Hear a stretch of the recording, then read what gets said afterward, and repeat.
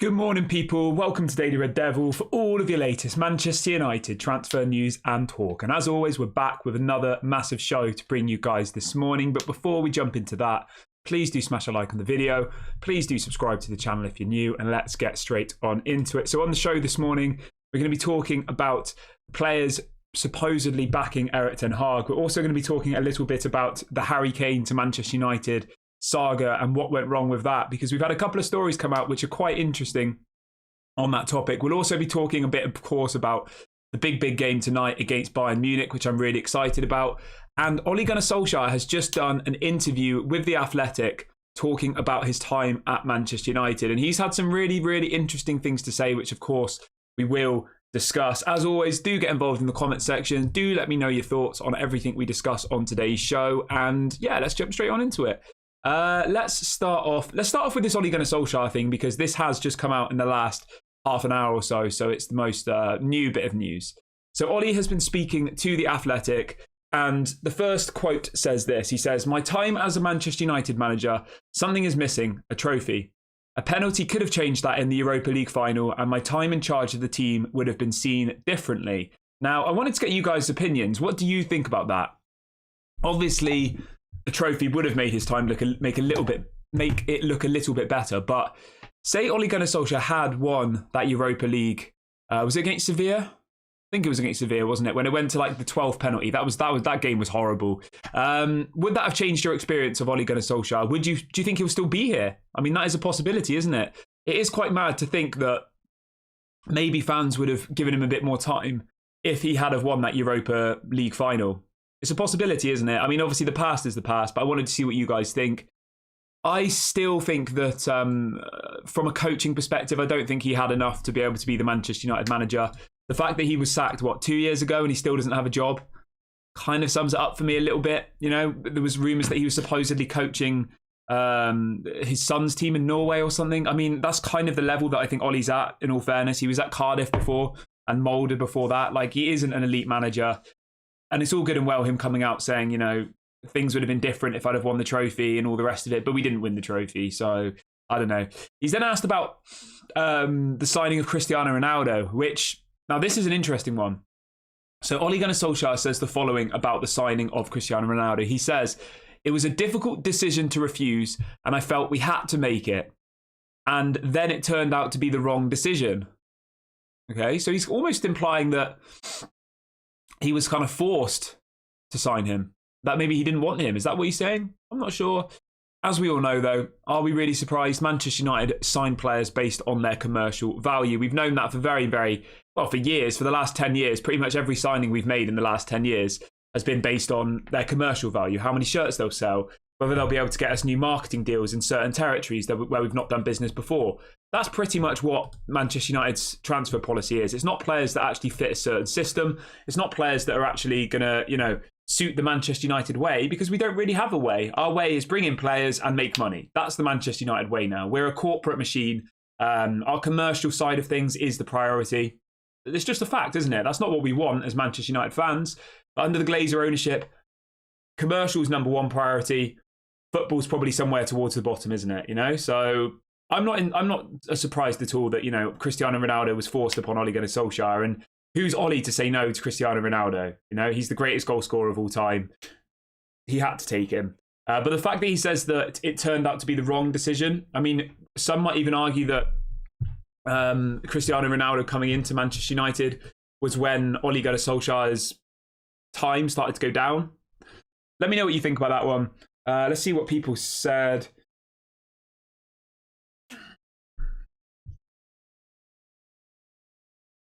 Right, most people are saying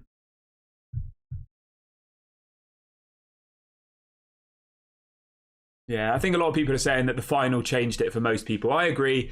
There was a game, I can't remember what game it was. I think it was a semi-final of the Europa League the season before that. And I remember watching it, and it was in about the 75th minute, and the team was all over the place. And you could see him on the touchline, and you could see he didn't know what to do. You could see he didn't make any changes, and I was just there like, at that point, I knew that he wasn't the right person for the job, because you could just tell he didn't know what subs to make. And that was all he was there to do. He didn't coach the team. He was just there to make the subs and to pick the team, really, wasn't he? And he couldn't even do that. But let me know what your thoughts are. Let me know what your feelings are from Ole Gunnar Solskjaer's time at Manchester United in the comments section below. If anybody wants to check out that article themselves, it's over on the Athletics website. Quite a good interview. Those were the two best quotes that I took from it. The rest of it was just kind of like small talk, to be honest. But yeah, if you are interested, go and have a look, read of that yourself. Right, let's move over to this Harry Kane story. Obviously, it's not a surprise that we've got this big game tonight, and then all of the pre-match talk is about Harry Kane.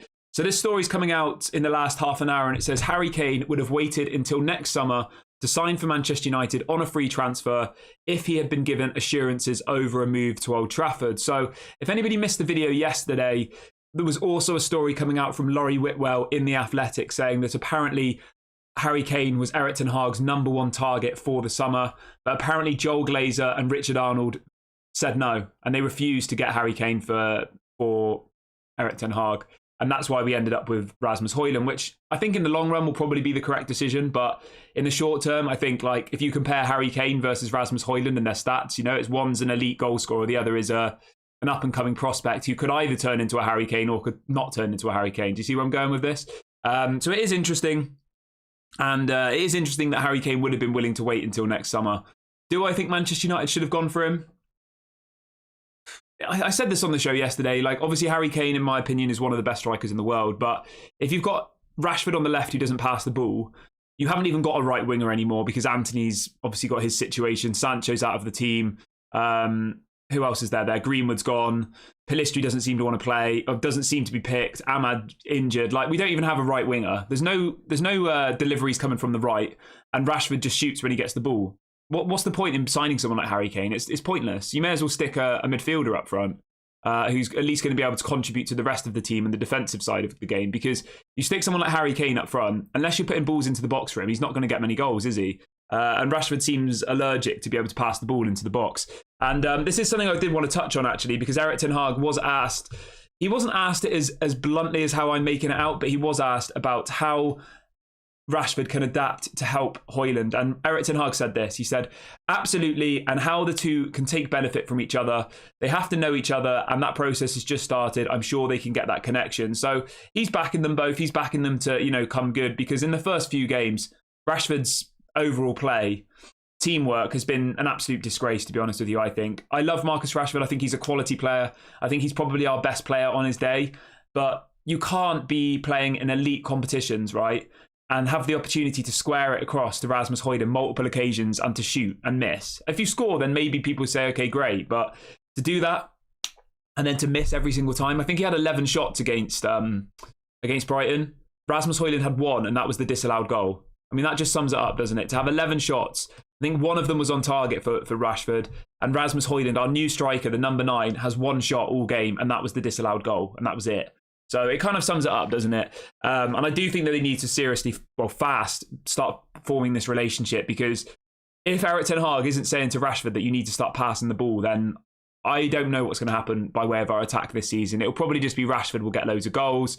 Rasmus Højlund will look frustrated, you know. So hopefully tonight against Bayern, we see the beginning of this relationship forming between Rasmus Højlund and Marcus Rashford. That's what I'm hoping for. But yeah, we'll have to wait and see how that goes. I'm very excited about the game tonight, to be honest. I'm obviously it's like a very difficult match, but anything can happen in football, you know? So I'm not completely throwing us under the bus yet. This might be, as I said on the show yesterday, our Liverpool of last season when we were at home to Liverpool. Everybody thought we were going to lose. We beat them after a really poor start to the season, and then we builded on it from there. So let's try and stay positive. Let's hope that we can go out and at least get a draw against Bayern tonight. That would be really, really good. Andre Onana has also been asked about Harry Maguire, which I don't know why the press is still asking about this. It's ridiculous. So for anybody who's unaware, obviously Onana and Erik ten Hag were doing a press conference last night, and one of the first questions that they asked Onana was about the situation between him and Harry Maguire, because in a friendly, I think it was 6 weeks ago in Las Vegas, I'm sure you guys remember, Onana shouted at Harry Maguire because he made a wrong pass, right? So he was then asked about Harry Maguire. So Onana said, Harry is a very good guy. I have a good relationship with him. I spoke to him this morning before we took off. I don't think we have to talk about what happened. What happens on the pitch stays on the pitch. I mean, the fact that they're still bringing this up after 6 weeks is an absolute it's a joke, isn't it? It's just embarrassing. Like, do they not have anything better to ask? Do they not have any more intelligent questions to ask these players? They just want to try and stir the pot, try and get, sensational headlines to put in the newspapers. Oh, Harry Maguire and Onana aren't friends, blah, blah, blah. It's just a load of rubbish. They're professional athletes. If I was a professional athlete and somebody did something wrong, I would shout at them, and because otherwise they're going to think that they can get away with it. You've got to let them know that they did something wrong, and then hopefully they build on it and they don't do it again. So it's a load of rubbish, and it doesn't surprise me at all. We always get stupid stuff like this. Most of the questions in that press conference yesterday, if I'm honest, were an absolute joke. There wasn't really anything of any interest that was asked. It was all just stupid questions about Maguire, blah, blah, blah. Right, I wanted to talk a little bit about this players backing Erik ten Hag thing, because I think this is a really important thing to touch on. Now, this story's coming out from a couple of journalists in the UK this morning, and they're reporting that Erik ten Hag was applauded by all Manchester United players after giving a defiant dressing room speech following Saturday's defeat to Brighton. So it's good to hear that we are getting stories like this coming out, because I've heard a few people say, oh, I don't think Erik ten Hag's that motivational. I don't think he's very inspiring. If I was in the dressing room with him, I don't think I'd be motivated to go out and win. But I don't think that's correct, because we've seen lots of games, right, where we've been really poor in the first half. And then Erik ten Hag has said something at half-time, and it has changed the game. And the fact that after this match, after this terrible loss at home to Brighton, an embarrassing loss, one that it isn't excusable, he's still able to go out there to his players to motivate them, and by the end of it to get for them to be applauding him. I think that's good, and it shows that there is a togetherness amongst the team.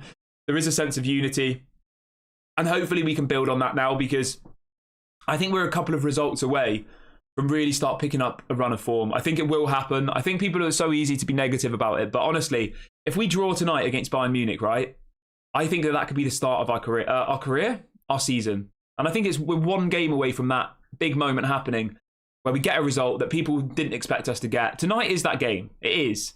If we get any sort of result tonight, I think it's going to be the beginning of a run in our season. And I'm not by any means saying we're going to win the league. I mean, we're going to be challenging for top 5 is our expectations at this point, realistically.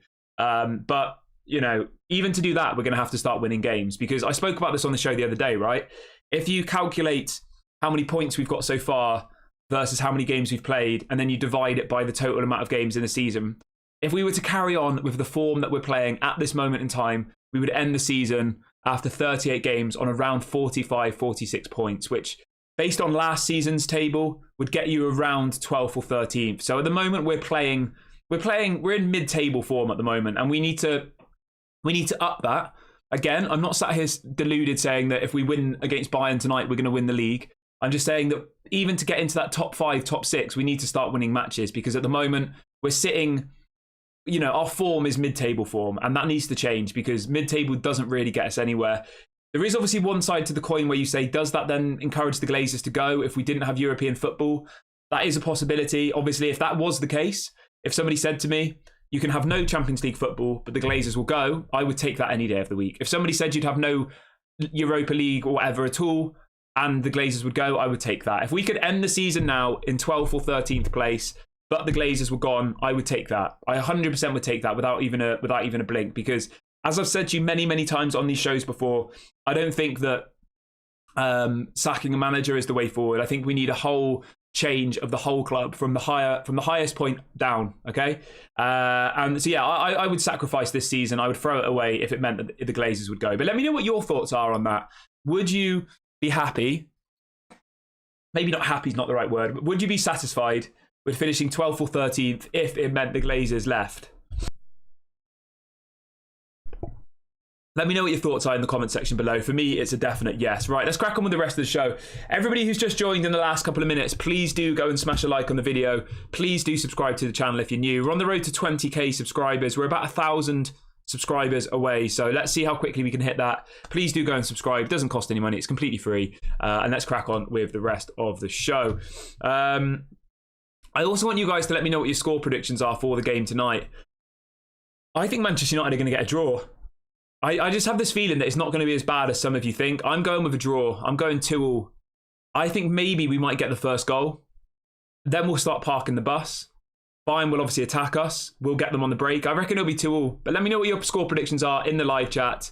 Let me know who you think is going to be the scorer and all the rest of it. We did ask you guys in the community section of the channel yesterday who would be the winner of the game. So that poll is now closed, and the results were this. It was 55% of you thought we'd lose, 27% of you thought we'd win, and 18% of you thought we would draw. So it was about 50% thought we'd lose, and then about 50% between either win or draw, which I think is about right. I wouldn't disagree with that massively. I know everyone's concerned. I know everyone thinks that Bayern Munich are this incredible team. They are, but they have got quite a lot of people injured. Apparently Joshua Kimmich is injured. Obviously Neuer's injured. That Rafael Guerrero guy, the right back's injured. There's a couple of other people injured as well. So yeah, they haven't got their strongest team, and also their manager has a sideline ban. So their manager, Thomas Tuchel, will not be on the touchline. He'll have to be in the stands because he got a red card in his last appearance in the Champions League last season. Let's see what people are saying in the chat then.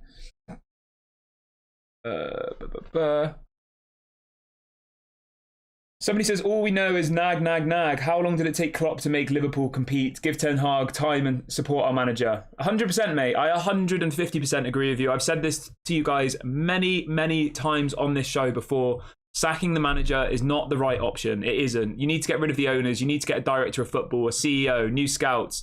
Once all of that's in, if in a year or two we're still not playing the football that you guys want, then maybe you start having that conversation. But in my opinion, right, sacking Erik Ten Hag is actually facilitating the Glazers. Now, you're probably thinking, what the hell is he talking about? But it covers up the problem. It makes everybody think that the problem is Erik Ten Hag. But it's not Erik Ten Hag, because Mourinho failed, Van Gaal failed, Ole failed, Rangnick failed, David Moyes failed. You know, all of these managers failed at Manchester United. And all of the blame is always, Ole Gunnar's not good enough. Mourinho's not good enough. Van Gaal's not good enough. I mean, we've had, 6 managers in the last 10 years? Some of them have won, Champions League. Some of them have won, countless trophies in their career. You're telling me that all of those managers aren't good enough? Well, Mourinho was good enough at Chelsea. Van Gaal, I don't remember. Was Van Gaal at Barcelona before? I can never remember with Van Gaal. He was kind of before my time. But my point is, we've had some high-profile managers over the years, haven't we? Ones who've won lots and lots of trophies. I mean, Van Gaal's won the Champions League. He's won all sorts of different things. He was at Bayern Munich. He was at Barcelona, obviously coached the Netherlands, coached Ajax. He's had a really, really good... I'm not saying that he was a good manager for us because the football was boring, but you get my point here. The problem is above. We know that now. We've had 10 years of different managers, and changing the manager makes no difference. So we've got to back the manager. I understand if people are concerned about the way we play. I understand if, I get all that. That's fine. That's completely fine to have an opinion on it, but sacking the manager isn't the answer. Stefan says, would you be happy if Sir Jim Ratcliffe was to buy Manchester United, but with the Glazers staying? No, definitely not. I'll say this though, right? I'm going to be very fair. If Sir Jim Ratcliffe was going to buy 100% of the club, I would prefer Sir Jim Ratcliffe to buy 100% of the club than the Glazers staying. Even if he couldn't pay off the debt, even if he wasn't going to build a new stadium, I think Sir Jim Ratcliffe would be better than the Glazers. I still wouldn't want him to be the owner if it was between him and Sheikh Jassim, but if he was going to buy all 100% of it, I wouldn't be that upset, to be honest, because I just want the Glazers gone at this point, And Sir Jim Ratcliffe, to be fair to him, is a very successful businessman. Yes, the Nice project hasn't really worked that well, but you could argue that has the PSG Qatar project worked? Not really. So if you're going off that argument, the only reason I don't want Sir Jim Ratcliffe is because that he wants to keep the Glazers, and my stance is that the Glazers need to go. Him buying 50% of the club and keeping the Glazers with the rest of it, that doesn't work for me, and I don't think it should work for you. Obviously, you're entitled to your opinion, but the Glazers have to go. That's my take on it. Let's see what else people are saying.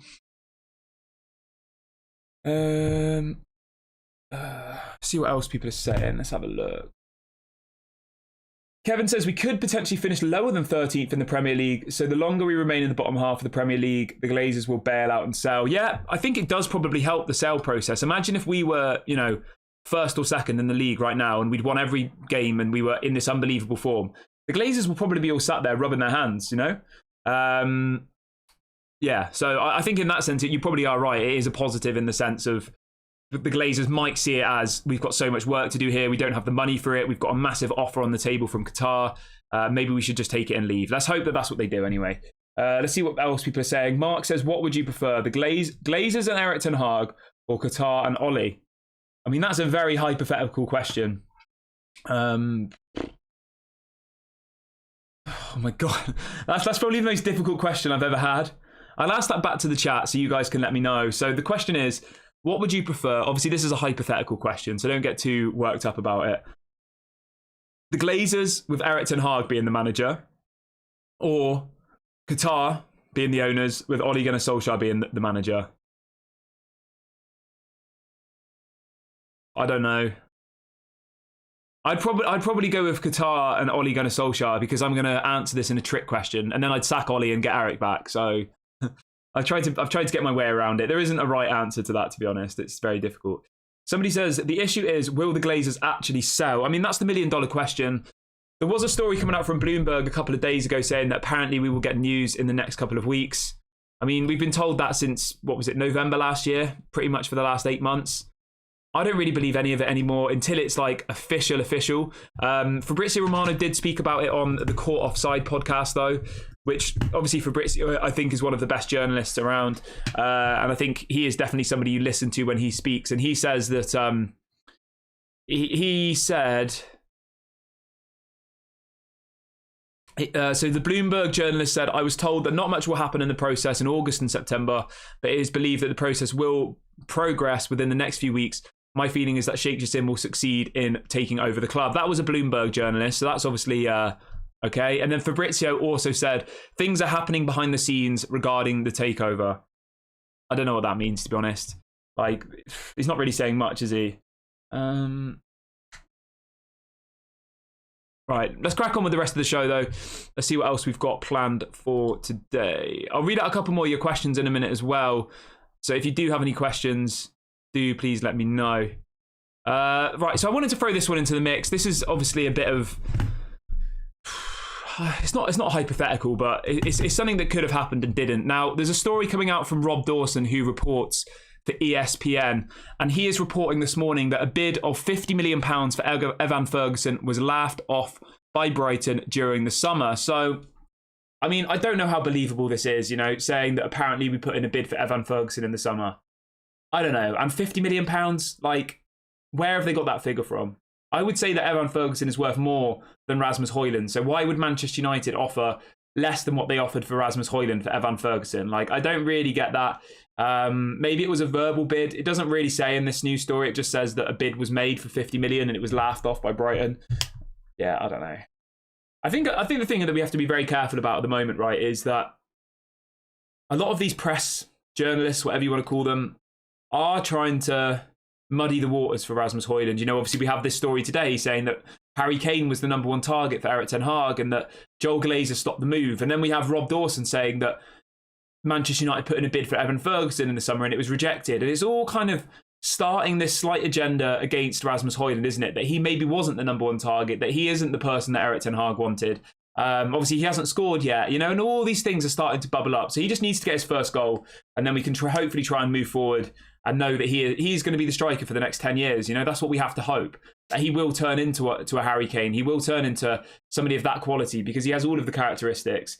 Sean says, why do you think Ferguson is better than Rasmus Højlund? I mean, Ferguson scored more goals in his career. He's younger. He's already playing in the Premier League. I mean, all of those things would probably say that, I don't know if better is the right word, but I say that he's had more experience than Rasmus Højlund at this point. You know, he's played one whole season in the Premier League already. He's been really good in this season so far. Obviously, he scored a hat-trick against Newcastle the other day. So if you're looking at it based on their career so far, like, you have to say that Ferguson has had a better career, really, don't you? Because he's played a lot more top-level football. So in the Premier League so far, he's got 4 goals in 5 matches. Rasmus Højlund's got no goals. I know he's only played like 2 games, so it's not really comparable. But, I mean, then last season, Evan Ferguson... He got 8 goals and assists in 19 matches in the Premier League. You know, he played 34 games across all competitions for Brighton last year. So I'm happy with Højlund though. Just to be clear, I'm just bringing you guys the news. Sean says, do people not see the same pattern repeating every 2 to 3 seasons? We can't just keep sacking managers and taking eyes off the real problem, the ownership and the board. We could bring Pep and it won't work. I completely agree with you, mate. I completely agree. Like, that is a really, really good comment, and that's exactly my stance on it. We need to start looking up opposed to looking at the manager. The manager, yes, he has his flaws. Every manager in world football has their flaws. There is no one that's perfect. Yes, Pep Guardiola's won all these trophies and all the rest of it, but I mean, how did Pep do in his first season? Pep first season at Man City. Let's have a look at that quickly, shall we? Because I don't think it was that great, was it?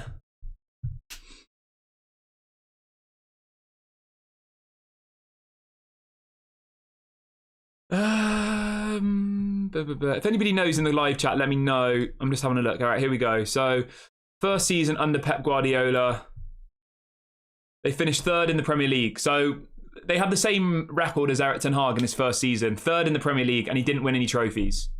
So Erik ten Hag technically had a better first season than Pep Guardiola. They finished third, both of them, and one of them won a trophy, the other one didn't.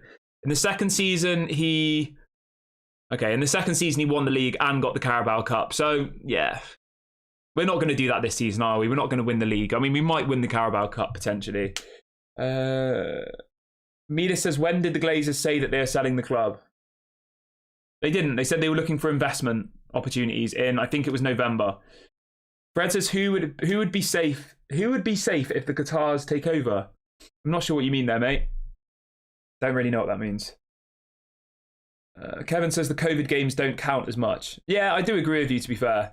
Like, it's very, very easy for Ole Gunnar Solskjaer to look good in the time that he was here because there was no fans in the stadium. You know, it's a very different task to play to thousands of people, well, tens of thousands of people, than it is to play to an empty stadium. So it's not really comparable. Murphy says, are Brighton players better than our players? I would say the Brighton players are more motivated. I would say they're more better suit their system. I would say they are a better all-round team by way of they complement each other, and that's because they've been brought in because of their particular attributes, you know? So better isn't really the right word, is it? We've got a team of international players. You know, you've got Casemiro, you've got Varane, you've got Bruno, you've got all of these people who shine on the international stage and all the rest of it. Whereas that team we played against, Brighton, like, they were all, I don't want to say nobodies, but their whole team was worth 17 million. Their whole team was worth less than what we paid for Amad Diallo. Like, just think of it like that. That's crazy, isn't it?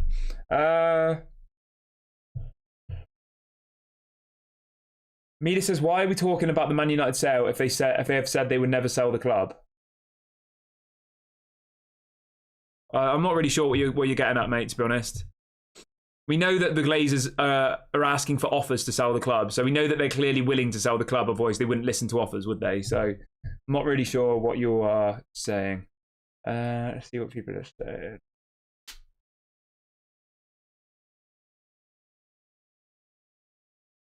Fred says, why does finishing in the bottom half make a sale more likely? Well, I mean, it's just a theory, but obviously if we don't get Champions League football, that hits the Glazers' pockets. You know, it's a hell of a lot of money for getting Champions League football from all of the TV rights and all the rest of it.